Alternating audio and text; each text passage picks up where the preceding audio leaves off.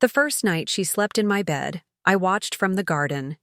Through the bay windows, I could see Eliza's silhouette moving across the master bedroom, my bedroom, her delicate fingers trailing along the spines of my books, inspecting my possessions. Robert's arms snaked around her waist, pulling her close. They didn't bother closing the curtains. Why would they?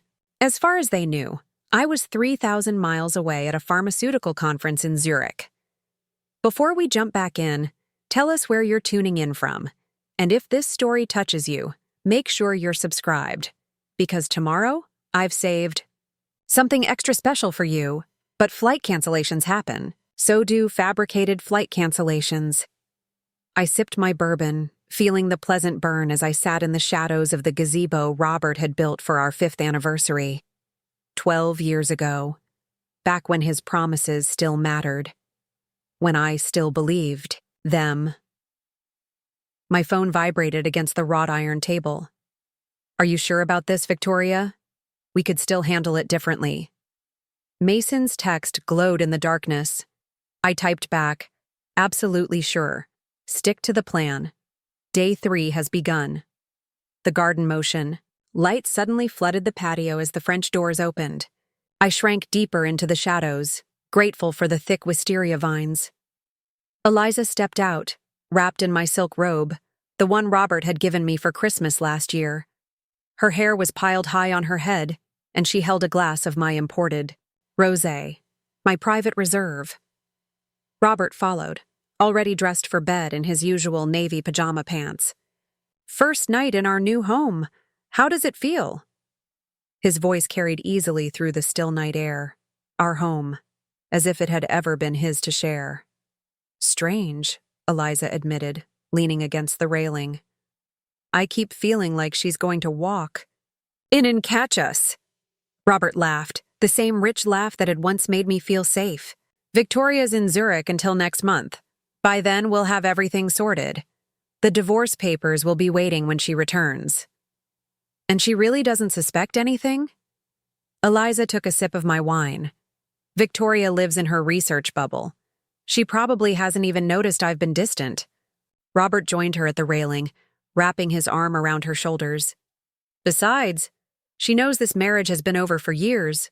We're just going through the motions. A convenient narrative he'd constructed.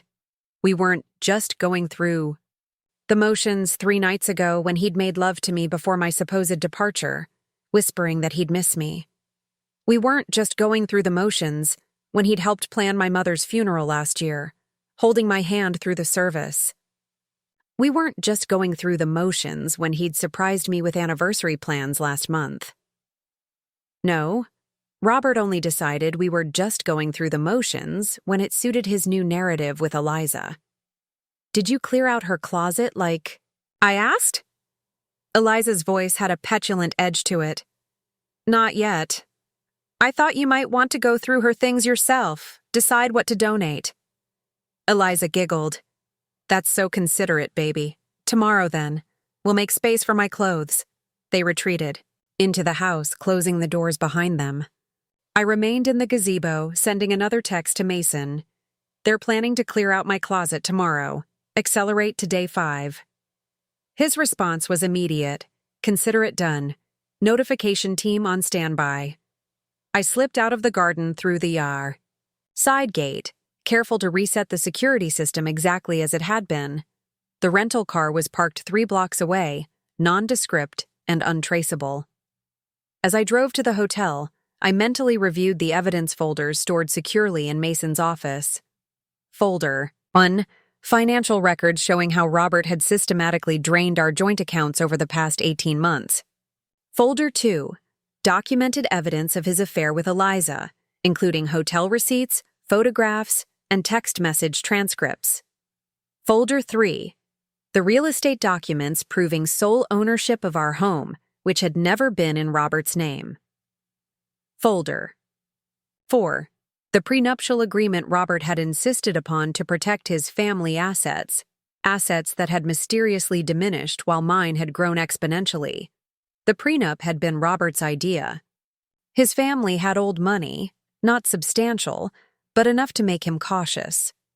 What he hadn't counted on was my company's breakthrough drug patent 6 years into our marriage, the one that transformed me from a moderately successful researcher to a pharmaceutical industry power player. The prenup he'd designed to protect himself became the very instrument that would now leave him with nothing but what he'd brought into the marriage. Which, after his recent financial mismanagement, was practically nothing. At the hotel, I logged into my laptop and activated the house's interior security cameras, the ones Robert didn't know about. Installed during our kitchen renovation last year, they had been my insurance policy, my silent witnesses. For months, they had documented Robert and Eliza's escalating affair, from furtive kisses in the kitchen when Robert thought I was working late, to more intimate encounters that made my stomach turn, but my resolve strengthen. The bedroom camera was now off. I had my limits, but the hallway camera showed Eliza padding toward the guest bathroom. Our master bath apparently wasn't to her liking. Interesting. I opened my secure email and typed a message to my board of directors, explaining that my return from Zurich would be delayed due to promising research developments. In reality, I hadn't left the country at all. I'd checked into this hotel, 5 miles from my home, and begun the careful orchestration of Robert's undoing. Sleep came surprisingly easily that night. Perhaps because, for the first time in months, I wasn't sharing a bed with a liar. Morning brought a flurry of texts from Mason. Bank transfers complete. Accounts frozen as directed. Security team in position. Legal paperwork prepared for delivery. Notification scheduled for 2 p.m. Confirm? I responded, confirmed. I'll be in position by 1:30. A quick check of the security cameras showed Robert and Eliza having breakfast on the patio. She was wearing another one of my robes, cutting fruit on my antique serving board. Robert was reading the financial section of the newspaper. Ironic, considering he had no idea that at that very moment his financial world was imploding. I showered and dressed with care, selecting a tailored black suit that projected exactly the image I needed. Controlled, powerful, unbroken. My wedding. Ring remained on my finger, one last prop in this final act. At precisely 1:15, I parked down the street from my house and walked the remaining distance. The security team, 4 professionally dressed individuals who could be mistaken for business associates, arrived in 2 separate vehicles, parking directly in front of the house. Mason pulled up last, exiting his Tesla with a leather portfolio tucked under his arm. He spotted me and gave a subtle nod. Showtime. I approached the group, shaking hands as if we were meeting for the first time. Then, together, we walked up the path to my front door. My door, to my house, with my name on the deed.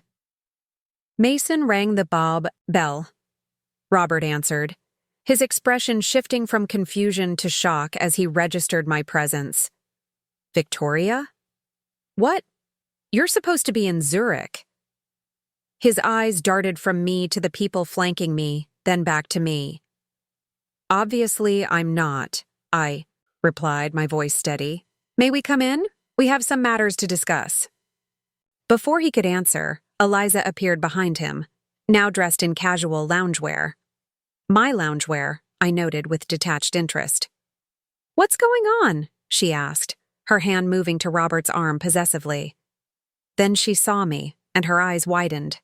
Oh, indeed, I said, stepping past Robert without waiting for an invitation. The others followed. I believe introductions are in order. Eliza, I presume?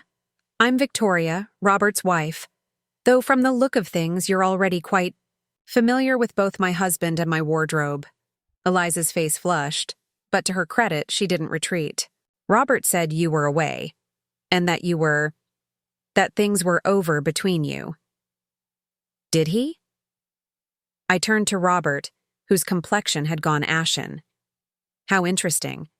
Robert has a talent for rewriting history to suit his purposes.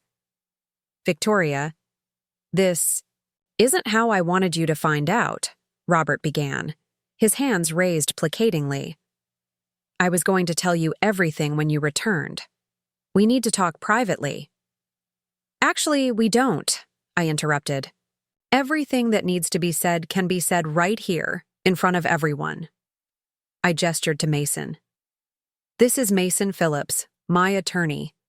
And these are representatives from Biogen Security, my bank, and the private investigation firm I hired 6 months ago when I first suspected you were embezzling from our joint accounts. Robert's face contorted. Embezzling? That's absurd. It's my money, too. Mason stepped forward, opening his portfolio. Actually, Mr. Caldwell, we have documented evidence of systematic fund transfers from joint accounts to offshore holdings, subsequently moved to accounts solely in your name.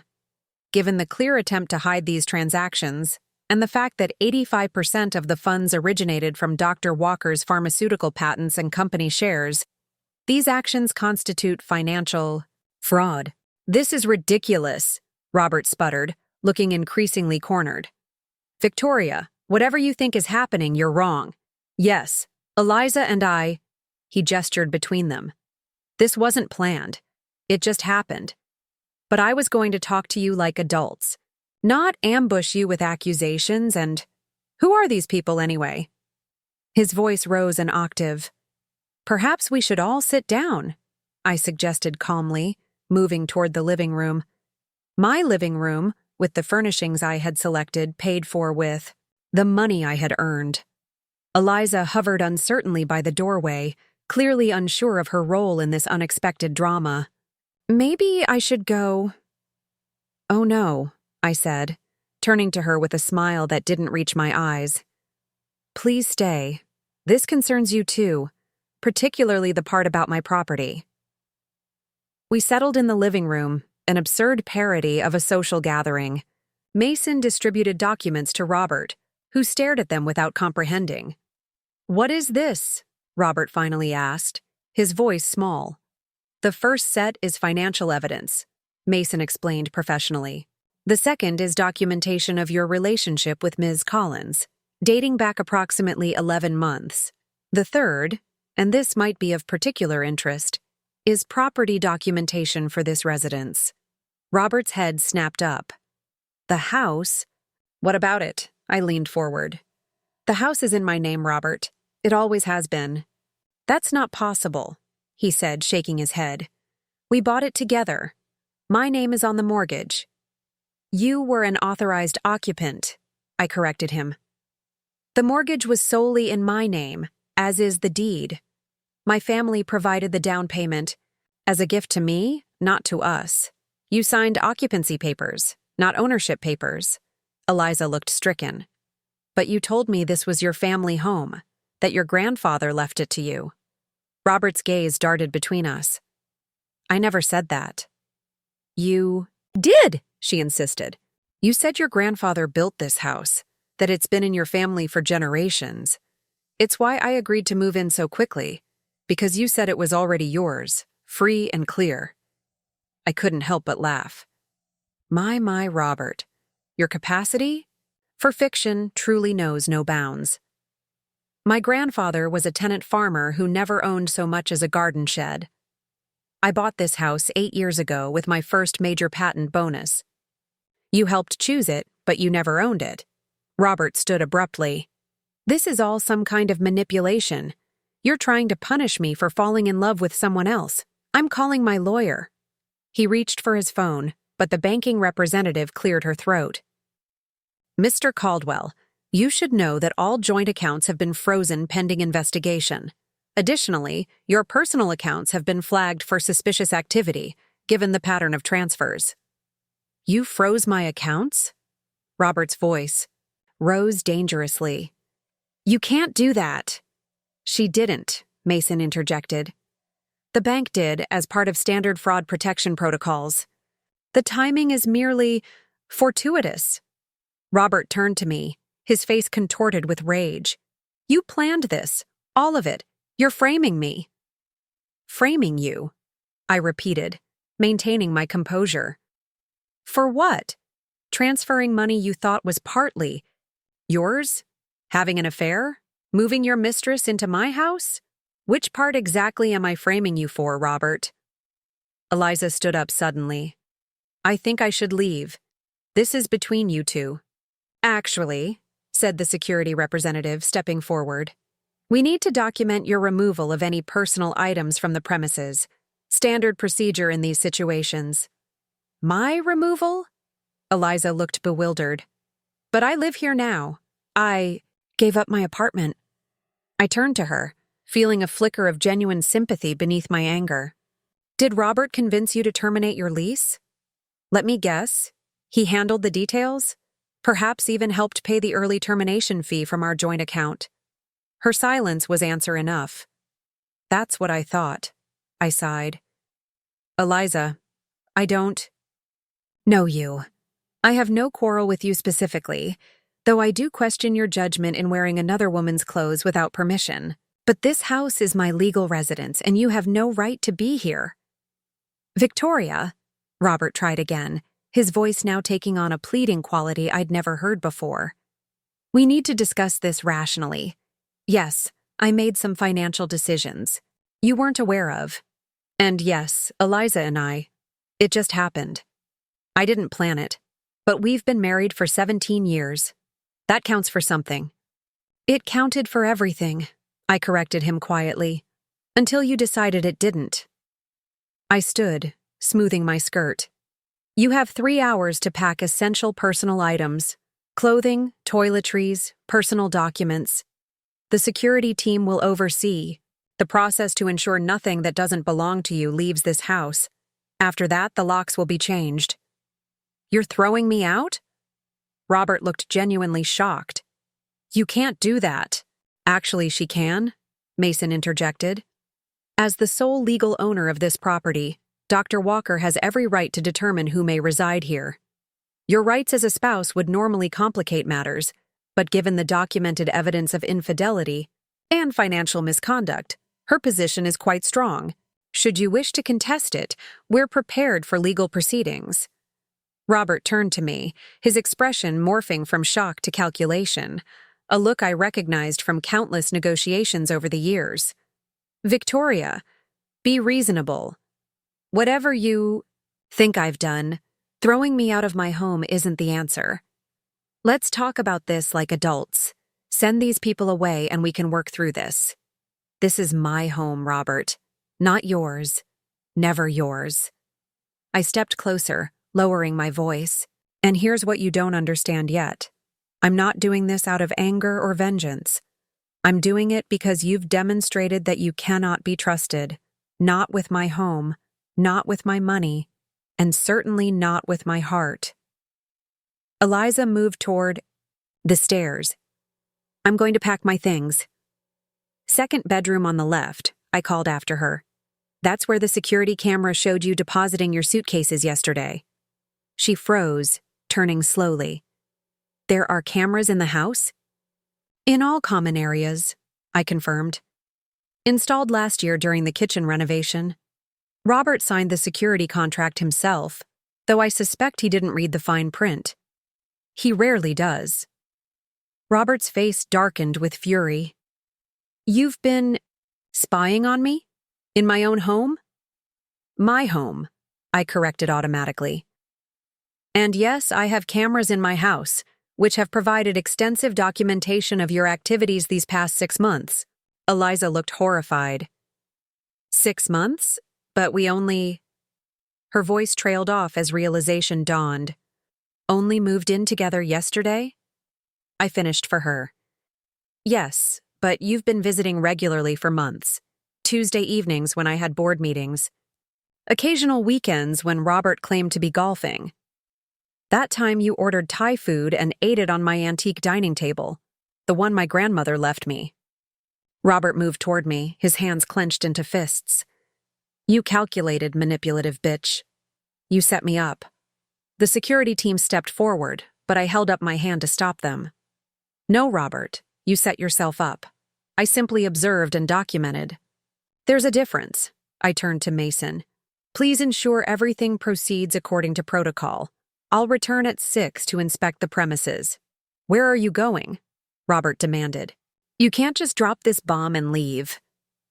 I have a board meeting, I replied calmly, gathering my purse. Unlike some people in this room, I take my professional responsibilities seriously. As I reached the door, I paused, turning back to where Robert stood amidst the wreckage of his deceptions.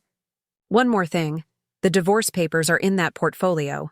Given the circumstances, I suggest you sign them without contest.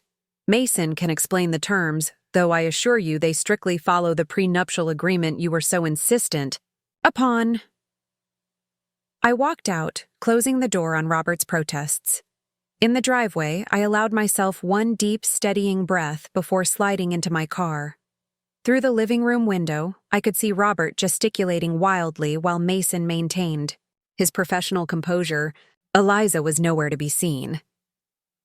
My phone buzzed with a text from the head of security. Ms. Collins is packing. Mr. Caldwell attempting to access home office. Intercepted as instructed. Perfect. The home office contained not only my professional documents, but also the original property records and prenuptial agreement. Robert would find nothing there to help his case. Instead of heading to a board meeting, there was none scheduled today, I drove to the small cafe where my sister was waiting. As I slid into the booth across from her, she studied my face. "Is it done?" Diana asked, pushing a cup of coffee toward me. "Phase 1 is complete," I confirmed, wrapping my hands around the warm mug. "He's being removed from the house as we speak." "How did he take it?" I considered the question. "About as expected. Shocked, then angry, then manipulative. The usual Robert progression." Diana reached across the table, squeezing my hand. "Are you okay? Really?" For the first time since discovering Robert's betrayal, I allowed myself to feel the full weight of what had happened, what was still happening. My 17-year marriage was ending. The man I had built a life with had not only betrayed me with another woman, but had systematically attempted to steal from me, lie to me, and replace me in my own home. "I will be," I said finally, "once the house is secured." "And then what?" Diana pressed. "You've been planning this for months, Vic, but have you thought about what comes after?" I hadn't. Not really. My focus had been so narrowly fixed on gathering evidence, consulting attorneys, setting the trap, and springing it at precisely the right moment that I'd given little thought to the aftermath. "I suppose I'll live in my house," I said slowly. "Run my company, eventually file those patents I've been developing." Diana gave me a long look. "You know that's not what I'm asking." Before I could respond, my phone rang. "Mason." "Excuse me," I said to Diana, answering. "The call." "Yes? Dr. Walker, we have a situation," Mason said, his usual unflappable tone showing signs of strain. "Mr. Caldwell is refusing to leave the premises and has barricaded himself in the master bedroom. He's threatening to destroy property if we don't negotiate terms." I closed my eyes briefly. What specifically is he demanding? First, access to the joint accounts. Second, a more equitable distribution of assets than outlined in the prenup. Third, partial ownership of the house. And if these demands aren't met? Mason hesitated. "He mentioned your grandmother's jewelry collection specifically. Said he knows where the key to the safe is hidden." A cold fury washed over me. My grandmother's jewelry was the only inheritance I had from her. Pieces she had carefully collected over decades, some dating back generations. They had no real monetary value, but they were irreplaceable to me. Robert knew this. "Tell him," I said, my voice dangerously calm, "that if he touches a single piece of my grandmother's jewelry, I will press criminal charges for theft in addition to the pending fraud investigation.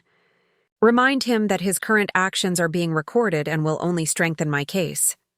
And if he still refuses to leave? Call the police," I said simply. "I have all the necessary documentation to prove ownership of the property."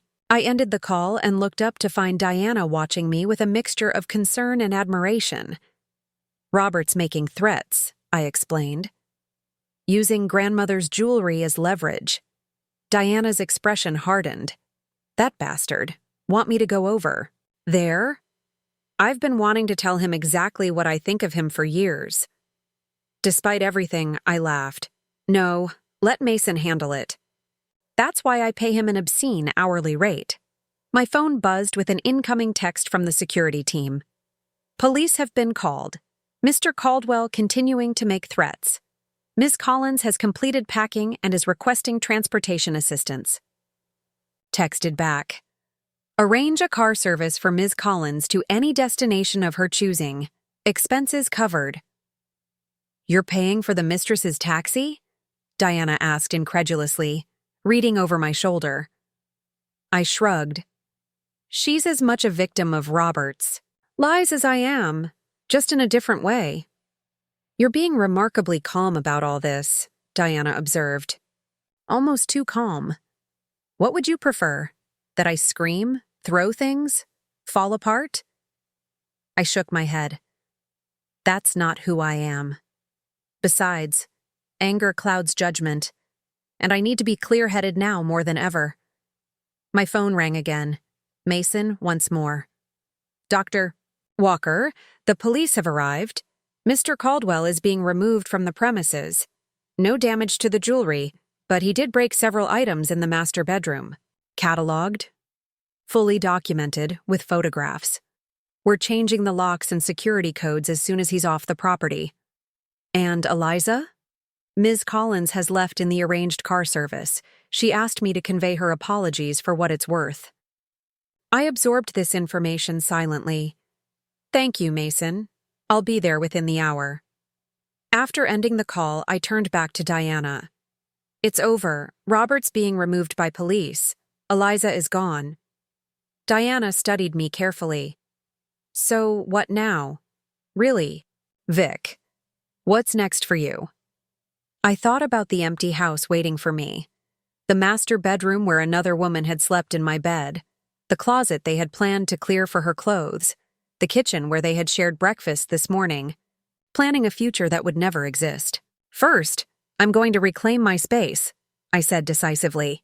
New mattress, new bedding, sage the whole damn house if necessary. And then I'm going to file those patents. The ones Robert always said were too ambitious, too risky. The ones that kept me working late while he was with her. Diana smiled slowly. And personally? I took a sip of my now cold coffee, considering the question. I'm going to rediscover who Victoria Walker is without Robert Caldwell defining her boundaries. I set down my cup with finality. Starting right now, 3 months later, I stood in my newly renovated home office, watching the autumn leaves drift across the garden. The gazebo where I had sat that first night was gone now, replaced by a sleek outdoor workspace where I could think and create freely. My phone buzzed with a text from Mason. Divorce finalized. Papers ready for your signature. Another text followed immediately. Patent office called. Preliminary approval on both applications. I smiled, setting down my phone to gaze out at the property that had never belonged to Robert, despite his beliefs to the contrary. My house. My patents. My life, reclaimed and rebuilt. The doorbell rang, and for a brief, irrational moment, I wondered if it might be Robert, coming to make one final plea or threat. But when I opened the door, it was only Diana carrying a bottle of champagne. Mason texted me the good news, she explained, stepping inside. Double celebration, divorce papers and patents. News travels fast, I observed, leading her to the kitchen. In your favor, for once, Diana replied, retrieving glasses from the cabinet. New ones I had purchased to replace everything Robert and Eliza had touched. Have you heard from either of them? Robert's living in a condo downtown, courtesy of a loan from his brother, I said, accepting a glass of champagne. Eliza apparently moved to Seattle. According to the lab grapevine, she's actually enrolled in nursing school. Good for her, Diana said, surprising me. At least one of them is doing something productive with their life. We moved to the patio, settling into the new furniture that held no memories of Robert or our marriage. To fresh starts, Diana toasted, raising her glass. And to ownership, I added. Of property, patents, and most importantly, my own story. As the sun set over my garden on my property, attached to my house, I felt the last pieces of resentment dissolve. Robert had never really owned any part of my life. He had merely been a temporary resident, one whose lease had finally, irrevocably expired. And in the space he left behind, something new and entirely mine was already beginning to grow. Up next, you've got 2 more standout stories right on your screen. If this one hit the mark, you won't want to pass these up. Just click and check them out. And don't forget to like, subscribe, and turn on the notification bell so you don't miss any upload from us.